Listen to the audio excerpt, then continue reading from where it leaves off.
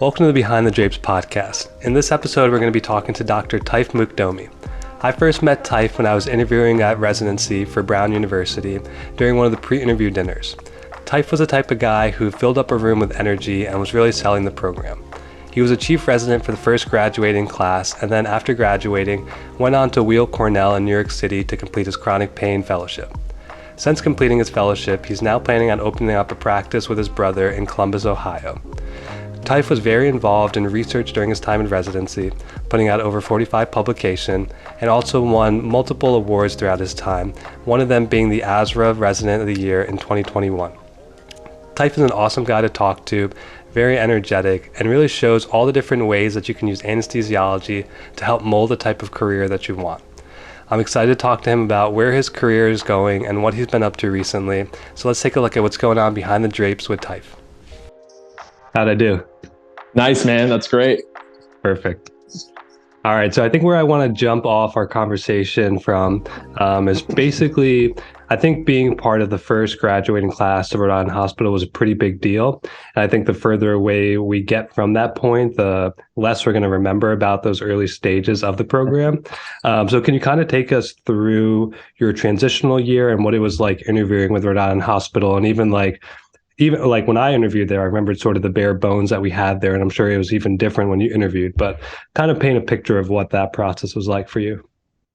Yeah. So my transitional year, first of all, was out in Riverside, California. It was at Riverside Community Hospital, University of California, Riverside. And, I was fortunate enough to be in a class that was super engaging, had a program director there, Dr. Jason On, who was super engaging and very supportive, and really just set the foundation for my training as a physician. And, I can't give RCH enough credit, but, it really did start my trajectory as a physician. And,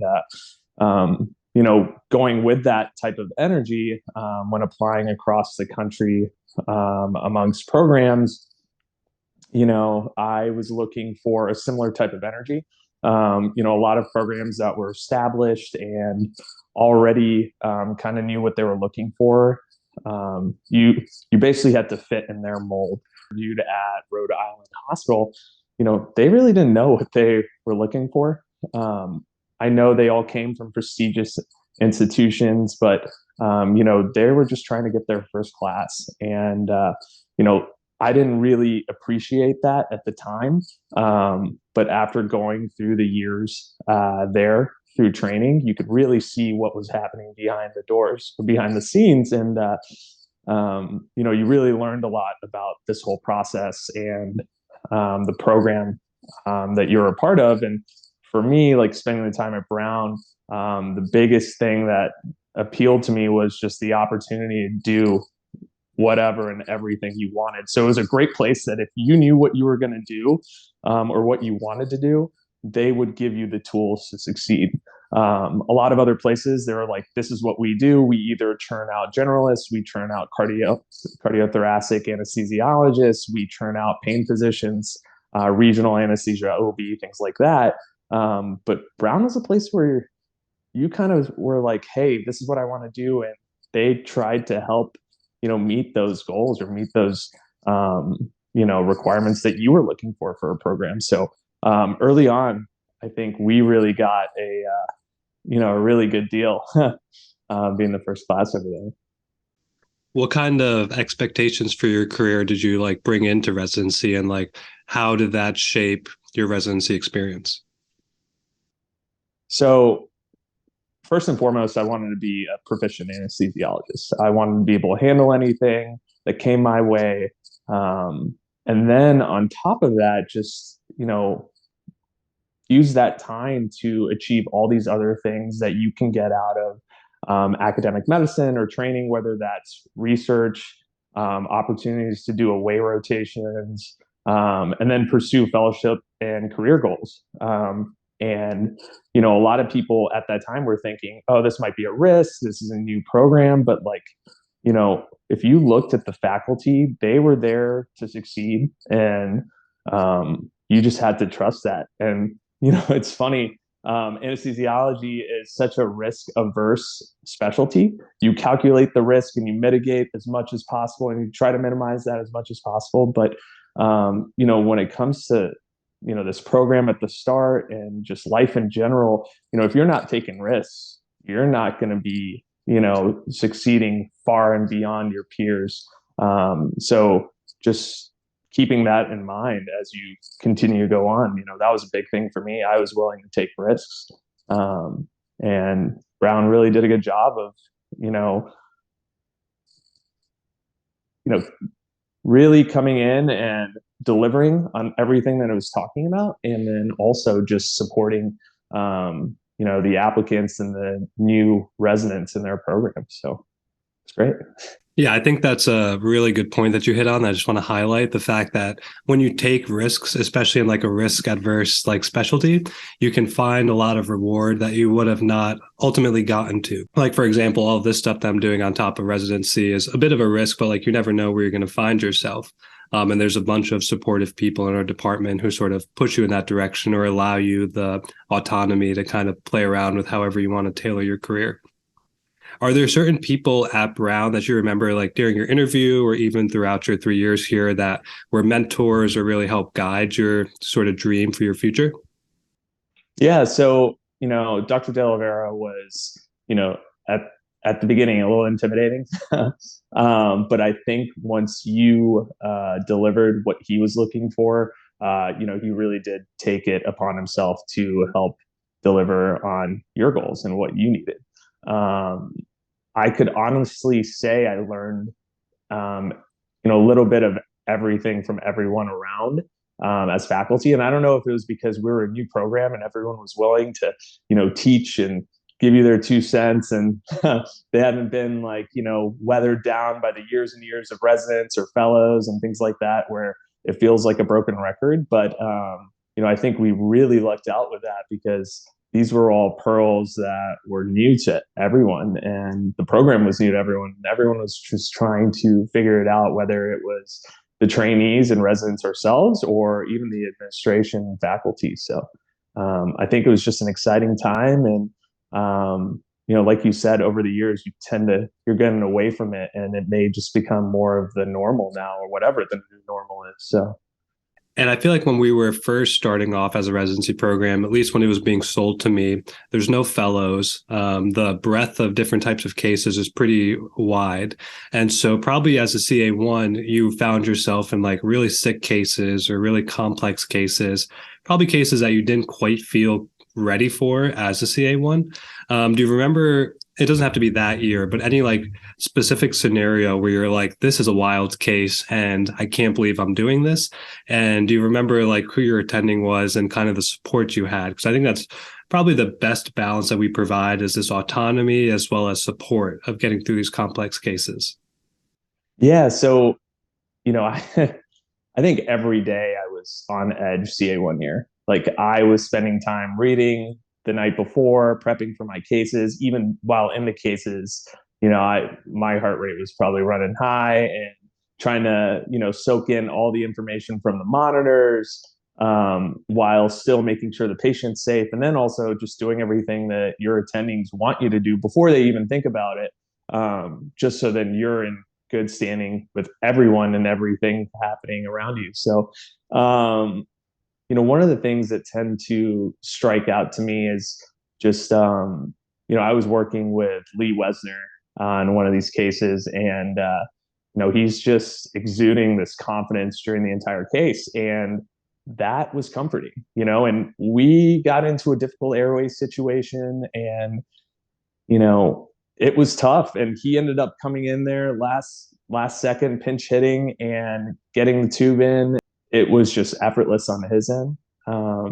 And being around that and just being able to see and learn from that really just, ends up absorbing into who you are and how you practice as an anesthesiologist. So that was really, just one of the many times we were in situations. I mean, I can speak on so many. Being in any case with Andy Maslow was insane. And he just, brought it down to such a level that you're like, wow, why am I freaking out about this?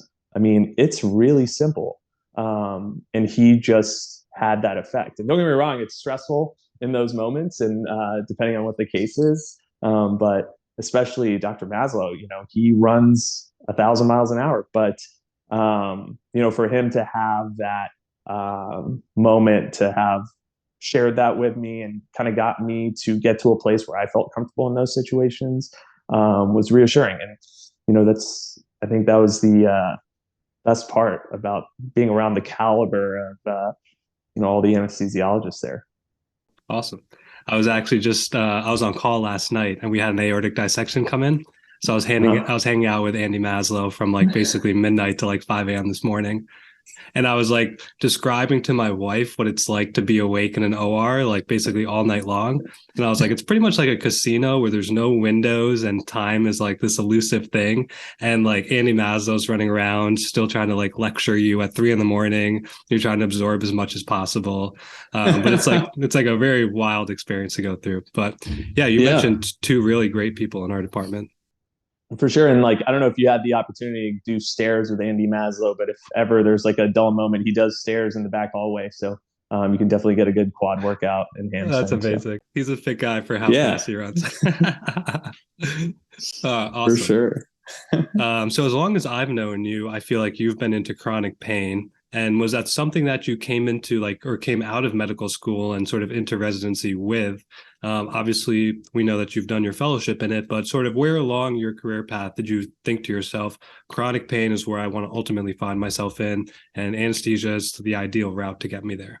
I had the unfair advantage of both my parents being anesthesiologists, and my dad is a chronic pain physician, and they've now since retired. But being around that for such a long time, I've just been exposed to it. Now, mind you, my parents told me right upon entering medical school, hey, don't do anesthesiology, go into surgery or something else, and lo and behold, it just ended up being anesthesiology, that the career I chose. But as a third and fourth year, I did away rotations in both anesthesiology and PM&R. And I just wanted to understand both aspects because I knew I wanted to go to chronic pain once I ruled out some surgical specialties. And, it turned out to be that anesthesiologists just had a better, one, fellowship match into chronic pain, and then two, just hand skills and procedural skills, which I wanted to end up being, more so of an interventionalist than just a traditional pain medicine doctor, whether it be medications or non-interventional techniques. So that kind of really like pushed me along that route. So I think I like even tailored how I ranked my anesthesiology program based on electives that would allow me to do more chronic pain. So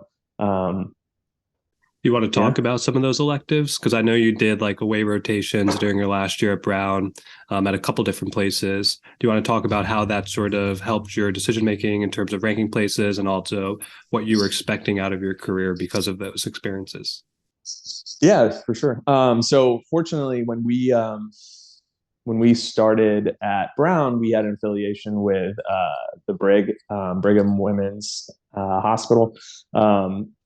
So we had the opportunity to go through rotate through their OB anesthesiology department along with a few other institutions. But that's when I just used that relationship we had to open up another door to get into their chronic pain department. And for those of you who don't know, Brigham and Women's Hospital is probably one of the top interventional chronic pain fellowships and even facilities in the country.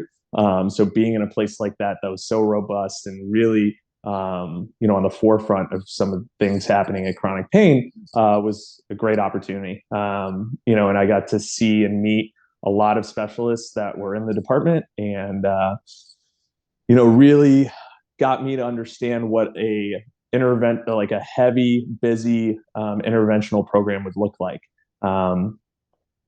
So I can't speak too much on the fellowship because I didn't end up going there. But it was a great place to learn. I still have contacts for those fellows that I worked with. Um, and I hope to continue to see them across the country through, meetings and things like that. The other place I went to was Carolina Pain Institute, which used to be a primary site for Wake Forest University, but is no longer. The time where I went there was their last year where they're actually taking fellows from Wake Forest. And the really cool thing about that place was it was a private practice, basically, that had affiliations with a university. So their fellows got the opportunity to see what a private practice pain practice would look like. And on top of that, they had one of the, top researchers in the field of pain medicine, Leo Caporal, who was basically running his own research lab within the private practice, and then continuing to publish some of the top research in our field. And, that's a big deal in the fact that he wasn't backed by a, huge university. It wasn't university funded. It was all privately funded or industry sponsored. So that was a great learning opportunity to be around, titans, I guess, in that industry. Richard Rauch, Chris Gilmore, James North. There are a lot of physicians over there, and those are just a few, but over at Carolina Pain Institute that really changed the game of pain medicine and even continue to influence the trajectory today. So, and even, I skipped on all the Brigham people because, they're already they carry the weight of Harvard behind their name, but, you've got Chris Gilligan and Jason Young that are doing phenomenal things in the space of pain medicine. So, both of those opportunities were times where I could learn from, other physicians, other practices, and figure out how I wanted to mirror mine. This is an intermission. We're about halfway through the episode. Feel free to pause it, give yourself a mental break, and come back to it later. If your commute's not over or you're really into the episode, feel free to keep pushing forward. But if you need to take a break here and reset yourself, go ahead, put the podcast down, and come back to it at a later time. It does seem like most of the guests save their best for last, so you'll be sure to want to check out the rest of the podcast and the end of the episode to see what everyone has to say. Yeah, you can clearly tell that when you go to these places, you have like a big influence or you're influenced by other people. And when you say someone is a titan in a specialty, like what about them, about their careers or about their personalities drives you to sort of view them as this person who's like a leader in their field or like a titan in their field? Yeah. So, for me, when I think of titans in the field, it doesn't necessarily mean who's like the face of it, right? So like president of a society or things like that. Now, those are big, important things, but I think of more so who's been contributing to the field of pain medicine clinically and how has that affected practice. So, for example, Chris Gilligan has been backing and a part of the development of neurorestorative stimulation, which is called Reactivate, which basically stimulates a muscle in your body to rehabilitate and address back pain. And they have great data on it. It's out there for interventional pain physicians to implant and help find patients and who fit the current model. And that's a game changer, being able to contribute in that way. With Leo Caporal, he has done a ton of studies on high frequency spinal cord stimulation. And then on top of that, he's done studies on how you could, use that therapy on chronic abdominal pain, or thoracic neuralgia, or additional things that are outside of the norm of traditional stimulation. And, those are just a few things that these individuals have done. And, when you think about that and that they are pushing the field forward and creating new opportunities for clinicians such as myself to offer these therapies for patients and things like that, with justified research and background, like that's what I consider a titan, and and they're still doing good things. So Perfect. And I think like if you look at like your resume and kind of your experiences, clearly research has been like a really big part of your career. Was it something that came natural to you, like just a process of writing and sort of being curious about how you can improve like a practice, or like where did that desire, because it's not normal to like pump out all of these papers, like that's going above and beyond, and it shows like a big desire to want to do it. So one, where did that desire come from? And two, how did you stay so motivated throughout that process? Sure. So yeah, I wish I could say I had this desire early on. I actually remember as a med student, I worked under another big name in pain medicine, Norman Hardin, who was part of a lot of early on studies in pain medicine and big contributor with the Budapest criteria with CRPS. And I remember going to his research lab, getting on some of the projects and just not liking it at all. Like I was like, what am I doing here? I distinctly remember working with a research associate on a Friday, and I like came in like casual clothes, and she was like pulled me aside and was like, "Hey, you can't come to work like this. Like you gotta dress up." And that was when I was like, I gotta get out of here. Like this is not for me.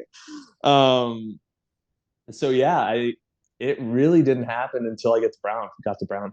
I really wanted to get into research early on during my transitional year, and the opportunities weren't as much there. They had a lot of red tape in terms of administration and the hospital and like getting clearance and things like that. But the moment I got to Brown, you know, Dr. De La Vera was all about getting research out there. And if you wanted to do something, you went and talked to him. Dr. Kendall's been like tremendously helpful in the program during my time there. And I still collaborate with him today. I'm still working on some projects with Dr. Kendall, and he's fortunate enough, or I'm fortunate enough for him to respond back to me, even though I've been long gone. So, yeah, I just got to a place where I'm like, hey, listen, like the only way you're going to be relevant in whatever field you do after you leave training is through research or giving back. Now, I think a lot of people may have those interests and things like that. I think the challenge is going to be when you get out, balancing your personal life with professional, and how much do you want to dedicate, because there are times where you're not going to sleep as much because you're working on research, or you got to spend time with your family, or you got to spend time on your your practice if you're building a practice. You know what I mean? So you just got to figure out what's important to you, and what do you want to do, or what do you want to contribute, and how much, and kind of go with that. So yeah, the staying passionate on this is really just mainly because I want to be a part of the growth right now, and we'll see how long that continues. Nice. Let's talk a little bit about your time in New York City and at Cornell. How did you ultimately decide, one, you wanted to move to New York City? Because at least from what I know, you don't have too much of an affiliation with New York City, right? That's your first time living there? No, I'd lived in New York before, Okay. but very transient. And it was funny. Last time I was in New York City, I was like, I doubt I'm ever coming back here. And for those of you who've lived in New York City, it's a great place to live. Some people, they're like, hey, this is it, and they got to get out. And I was the exact same way. I did my time, and I thought I was going to get out, but I just had such a great interview at Cornell. I like literally interviewed with the entire team, and I was just talking to Dr. Galati, and I was like, hey, I want to come here. And I basically told that to everyone else I was interviewing with, and I ended up going. So, and it was funny because at the time I was talking to my now wife, and I was like, hey, like, it's going to be a total change of pace from Rhode Island, but I think New York's going to be it. And she could just tell from the energy from that interview and how I'd handled all my prior interviews that that was probably going to be a contender. So, yeah. What was the biggest draw? What made you like so excited? Yeah, I think I think you can train to be a interventional pain physician anywhere, and a lot of times you learn all these skills down the road. And but it's the people who you're with and who you click with. And just because I clicked with some people doesn't make it the best place that everyone should go. It's just you want to go to a place that everyone kind of connects with you and kind of will support your goals. It was like the same thing with Brown, like I wanted to go to a place to get from A to B, and who would help me get there from A to B, I wanted to do research, but I wasn't trying, that wasn't everything I wanted to get out of it. I needed to, I knew I wanted to start a practice. I knew I wanted to be involved with industry and get involved with society, and like, where would that be, and where could I get access to all these things. Mm-hmm. Mm-hmm. And I think it just turned out to be Cornell. Cool. And yeah. Very cool. I think a lot of people, when they're sort of looking for residencies or looking for fellowships, will consider a lot of big cities like Los Angeles, New York City, Boston. One, because there's so many programs like in density there, and two, because it's a fun time to try something new. And so for your wife, or even for you, what were some of the biggest transitions of like moving to New York City and kind of adjusting to life in New York City? That one you weren't expecting, or that like went easier or harder than you expected? So we got to New York City, or we secured, or we got a lease during COVID prices. So we really got a steal. Like, the place where we were living and how we were living was probably not what normal people who live in New York City are still paying right now. So I think that really. Where were you? Where were you in New York City? So we were in East Village. Okay. Yeah. So and it was a really nice, like, brand new, like, building, mid-rise, like, on a busy street. Like, we got access to everything. So I think stuff like that doesn't happen all the time.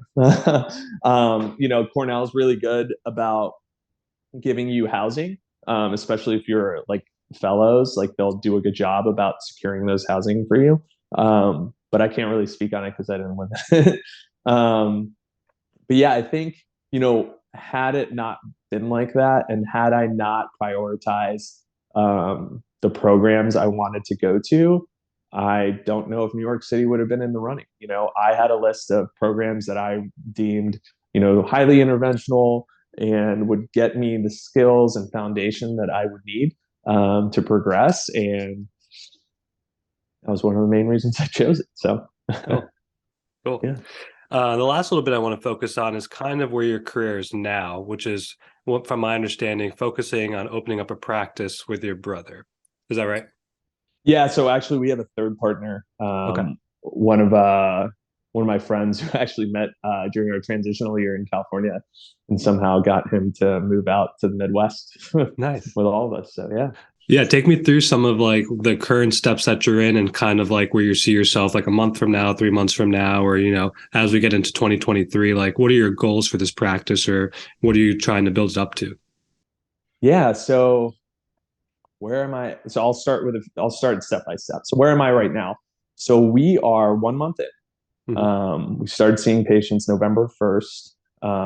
We were very fortunate that we've had a relatively busy day to day. I think, like, where do we see ourselves in the future? We are highly interventional. We want to move into an ambulatory surgery center space and to the hospital, like doing larger procedures, and just being in a place where we are known as, reliable referrals, and individuals who can take care of their patients from A to Z, avoiding surgery. Our trajectory's pretty high. We have lofty goals. I think this happens all the time, especially with millennials. They want to have, like, everything, and try to conquer the world and things like that. And I think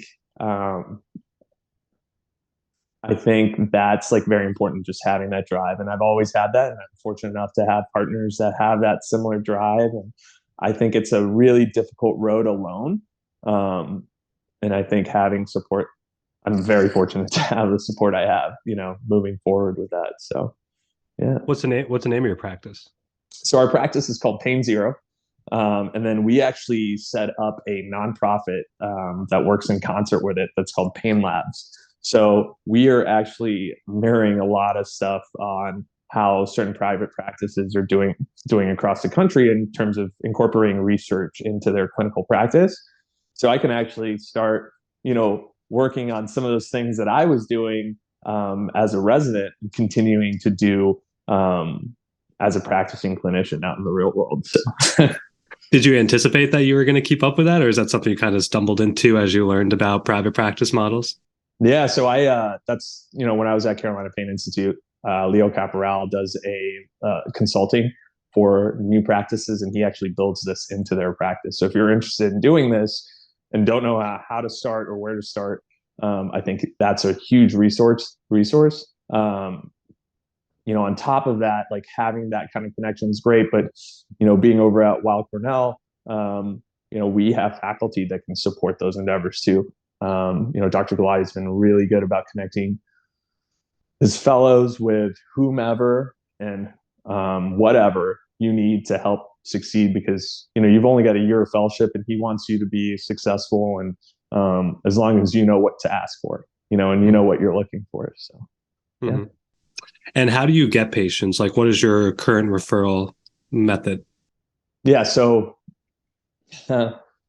one of our specialties, just being fortunate enough to train at Cornell, we worked at Sloan Kettering, which is the cancer center, and then Hospital for Special Surgery, and then Cornell. So Sloan Kettering's number 2 cancer hospital in the country. So having that behind your resume is helpful. And then HSS is the number 1 orthopedic hospital in the country. So, you've effectively trained in one of the top institutions for orthopedics and cancer. And guess what? Most of pain is. It's orthopedic or cancer, So, that alone opens a tremendous amount of doors, and, being able to know what you're comfortable with and what your practice wants to look like.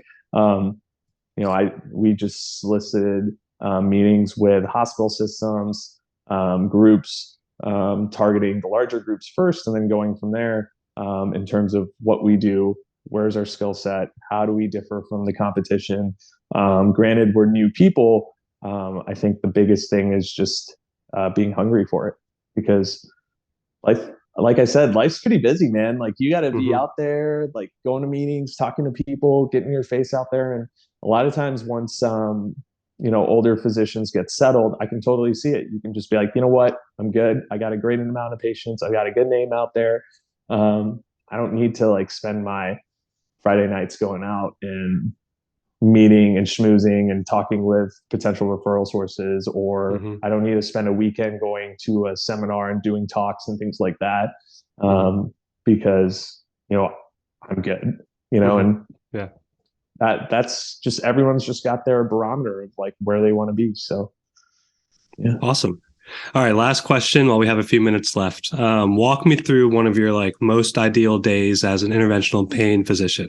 Like, what you see, how you start your day, and kind of like what you find most rewarding in your days. Yeah, so I can just give you an example. I just saw a patient the other day.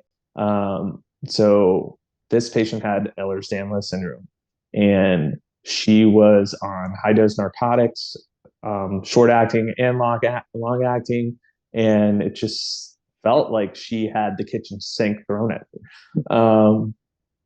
And I came in, we were talking, and she was talking about her symptoms, and she was like, "Oh, I have Ehlers-Danlos," and I was like, "Yeah, I know what that is. Like, tell me more about it. Like, are you having mast cell activation? What exactly about EDS has been bothering you?" And she was floored. Like, she couldn't even believe it that I knew exactly what she was talking about. And I was familiar with treating it, and I was familiar with her symptoms, and she was just in tears the whole time. And I was actually getting emotional too, because you have this person who spent their whole life not knowing what to do, and the physicians not knowing how to treat it appropriately. And you come along and you're like, wow, this was easy. I learned this in my training. And it was just crazy. And then it's crazy. And then right after that, I had another patient, and we're looking through her MRI, and I was like, this, your spinal cord looks a little tight in here. Have you had problems walking long distances? And do you feel like you have to sit and take a break? And she started getting in tears as well, because she was like, that's exactly what I've been going through. She had spinal stenosis, and she was about to go to Disneyland with her family and her grandbabies. And she was like, what am I supposed to do here? Like, how am I going to get through this? Disneyland's supposed to be a fun place and I can't even walk, so being in a place where you can, one, identify what patients are going through and offer them resources and treatments for that, I think that's tremendous. And I get, this early on in my career, I get tremendous joy from that, and just being able to help people. And, I think that's why we're all in this, at least to start, when it all happens, when it's all new. It's not a job. It's like more so like, oh my gosh, I'm taking care of this person, and I'm affecting their life and their trajectory. So yeah, that's awesome, man. Those are two really good stories, really heartwarming stories. And I think everything you've kind of talked about today is very inspirational for anyone who wants to go into pain, and who has that drive and energy. So thanks for taking the time to talk with me. Yeah, thanks for having me, Kenny. Of course. All right, man. Stay in touch, be well, and hopefully I'll talk to you soon. All right. Cool. All right. See you, Taif. See you.